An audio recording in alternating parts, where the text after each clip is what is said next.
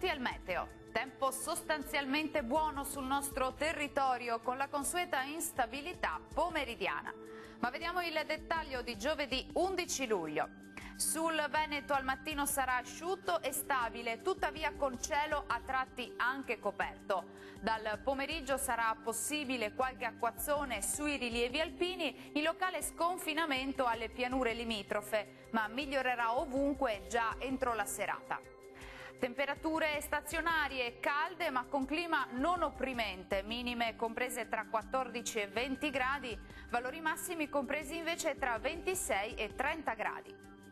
Ci spostiamo ora sul Friuli Venezia Giulia, dove il cielo sarà molto nuvoloso o coperto un po' ovunque con temporali sui monti ma via via anche sul resto della regione, specie nella seconda parte della giornata. Temperature minime tra 16 e 20 gradi, massime oscillanti invece tra 25 e 28 gradi.